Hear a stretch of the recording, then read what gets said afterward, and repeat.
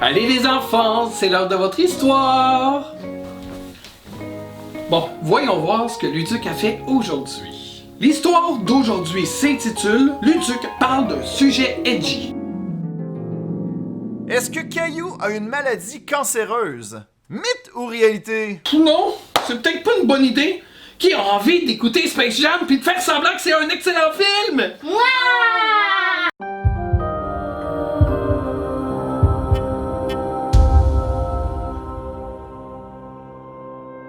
Aujourd'hui, on s'attaque à une œuvre canadienne qui a marqué toute une génération. Oh, ça veut dire que tu vas parler de la série animée Donkey Kong Country? Je te ferai laver le pont, ensuite je te jetterai à la cale. Hein, quoi? Non, c'est pas du tout de ça que je vais parler. They ask you how you are, you just have to say that you're fine when you're not really fine, but you just can't get into it because they would never understand. C'est pas grave d'abord, je vais aller me partir un podcast où j'analyserai chaque épisode de cette série glorieuse. En passant, c'est pas une joke. Cherche le Kongcast directement dans ton application de balado. Je suis désolé à l'avance. Mais non, aujourd'hui nous allons parler de Caillou. Caillou est une série canadienne de livres créée par Madame Hélène Desputo en 1989, racontant l'histoire d'un petit bambin. Le personnage fut appelé Caillou, mais a failli se prénommer Biscuit, parce que la créatrice avait peur que les gens fassent un lien avec Fred Caillou. Oh, et savez-vous qu'en 1981, 2 personnes ont été prénommées Caillou au Québec? Ça veut peut-être dire que présentement, il y a un Caillou de 39 ans qui écoute cette vidéo puis que finalement il se dit « Ah ben maudit, Luduc m'a spoté ». Aussi, parmi les faits cocasses, des gens ont demandé à Google quelle taille avait Caillou. Google a répondu que Caillou mesurait 5 pieds 11. 5 pieds 11? Attends, c'est ma taille? Ça veut dire que si Caillou a cette grandeur, ça veut dire que ses parents doivent avoir... Caillou! Viens souper! Et pour finir, on m'a mentionné sur Twitter que le compte Twitter de Yann E. Cox du groupe Smosh a été hacké récemment. Et pendant le piratage, toutes ces photos avaient été remplacées par des images de Caillou. Ah mais Luduc, Smosh c'était pas le groupe qui t'avait volé une vidéo sans te créditer? Ben oui, mais je ne commenterai pas sur les événements. Simplement dire que... It's karma, b****. L'œuvre de Caillou s'est ensuite transformée en dessin animé qui a débuté le 15 septembre 1997. Mais alors que la popularité du personnage augmentait de plus en plus à travers les années, les fans un peu plus âgés ont commencé à se poser des questions sur la pilosité du personnage. Comment se fait-il que Caillou n'a pas de cheveux? J'ai déjà vu un enfant auparavant et il avait des cheveux, ça cache anguille sous roche? Selon certains, Caillou n'aurait pas de cheveux parce qu'il aurait... le cancer. Attention, la suite de l'épisode parle d'une maladie qui est touchée par de nombreuses familles à travers le monde. Mythe ou réalité tient à préciser que nous ne souhaitons pas rire de ces personnes. Cet épisode sert principalement à informer nos spectateurs à l'aide de petites blagues non reliées au cancer afin de rendre la vidéo plus légère. Ah, excusez-moi là.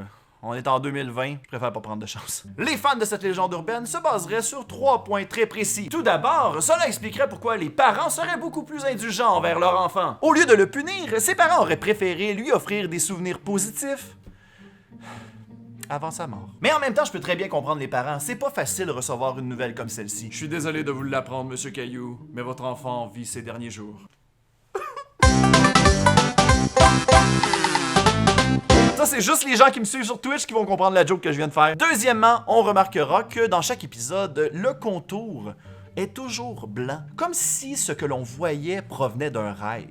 Les épisodes que nous voyons seraient finalement des souvenirs que Caillou serait en train de se remémorer sur son lit de mort. Oh boy, on est encore dans une théorie comme quoi le personnage serait en train de rêver. On en a déjà fait mention dans un précédent épisode. Soyez donc originaux! Il y a aussi cette théorie parallèle mentionnant que la grand-mère que nous voyons dans le début de chaque épisode de la saison 1 des aventures de Caillou serait Mousseline mais dans un âge avancé, alors que celle-ci est en train de se remémorer les aventures de son frère désormais décédé d'un jeune âge. Et troisièmement, si l'on continue avec Mousseline, les fans suggèrent que Mousseline serait adoptée car les parents de Caillou auraient eu trop peur d'enfanter un autre enfant malade. Ça serait pour cette raison que Mousseline serait rousse et que ses parents ne le sont pas. Ouais, mais ça existe des enfants qui ont pas la même couleur de cheveux que leurs parents.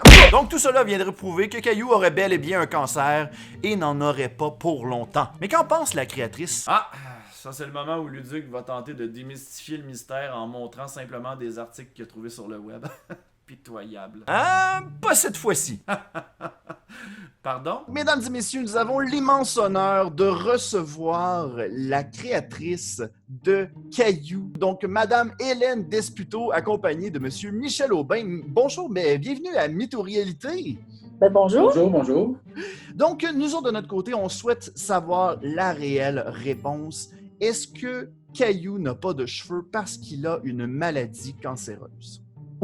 Oh non, je l'ai entendu, j'ai eu des écrits, tout le monde m'écrit là-dessus. Non, Caillou n'a pas de cheveux simplement parce que c'est un bébé. Ce n'est ni, quand je l'ai créé, ce n'était pas un garçon ni une fille, mais un bébé. C'est pour ça qu'il n'y a pas de cheveux. Puis souvent, dans mes premières images, il est autant habillé avec des vêtements de petite fille que de garçon parce que c'était un bébé. Moi, je voulais que tous les petits-enfants qui voyaient mon image se reconnaissent, que ce soit une fille, un garçon, mais il n'y avait pas de sexe dans le fond. C'est par la suite Sinard qui en a fait un garçon de 3 ans, 4 ans, je ne sais pas, là, pas de cheveux. Mais moi, il n'y avait pas de cheveux, il était rond, parce que c'était un bébé. Et si dans la série télé, il n'y a pas de cheveux, c'est pour respecter la marque de commerce qui était illégale à l'époque, que l'éditrice Hélène avait pris sur ses illustrations. Aujourd'hui, cette marque de commerce-là n'existe plus au sens de l'époque, mais le personnage chauve, malheureusement, de 4 ans, ce qui est complètement absurde, a persisté, a existé pour ça. Et quand on regarde les premiers livres d'Hélène, d'ailleurs, Hélène était enceinte de notre première fille. C'est pour ça que souvent, il est disproportionné, puis qu'il est très, très, très, très rond.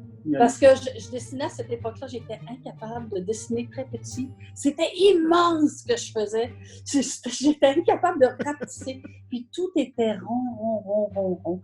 Alors, mais ça donnait l'allure du bébé.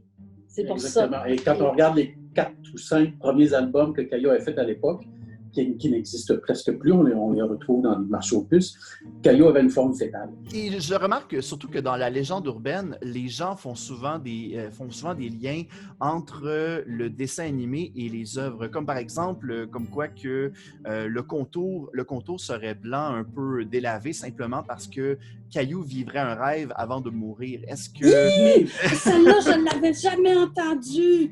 Non, moi, quand je les ai faits, quand je les ai créés, Caillou, c'est un...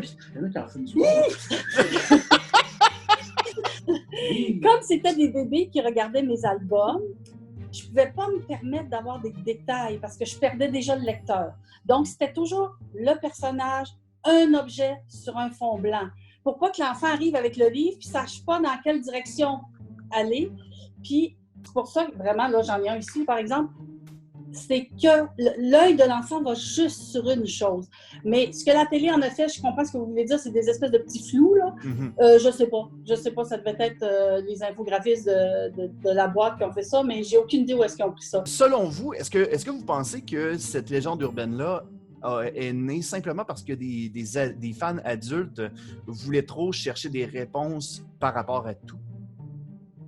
Ça se pourrait aussi. Bien, vous savez, je reçois tellement de lettres injurieuses parce qu'on m'associe à cette série-là. En fait, c'est associé graphiquement. Graphiquement, c'est ça, mais pour le contenu. Alors, si les gens ont fait une étude, entre guillemets, du contenu, bon, c'est certain qu'ils trouvent plein de bébites, là, puis il y en a plein aussi, là, mais j'y suis pour rien. C'est juste ça. Je défais l'allergie, j'y suis pour rien. Moi, je suis pédagogue de formation. Si on m'avait demandé mon avis, il y a plein de trucs qui n'auraient jamais vu le jour là-dedans. Des absurdités, je vais vous donner un exemple, parce que moi, je ne les ai jamais toutes vues. On ne m'a jamais envoyé les films. J'ai été obligée d'acheter des trucs. Réédition, d'ailleurs. Oui, une réédition, ça, c'est autre chose.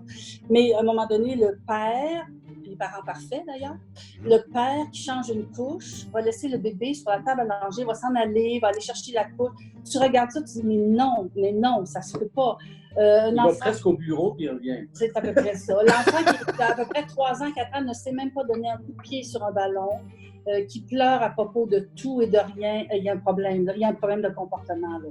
Ben, alors, si, comme pédagogue, on m'avait demandé mon avis, c'est non.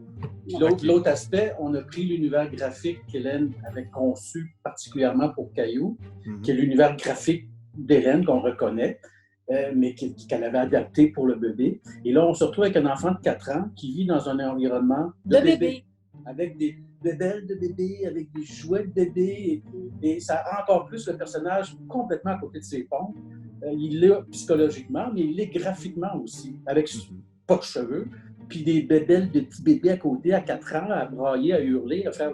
C'est très, très, très étrange. Ben, vous amenez justement un bon point parce que l'une des choses que l'on remarque via le dessin animé est que les parents sont plus tolérants.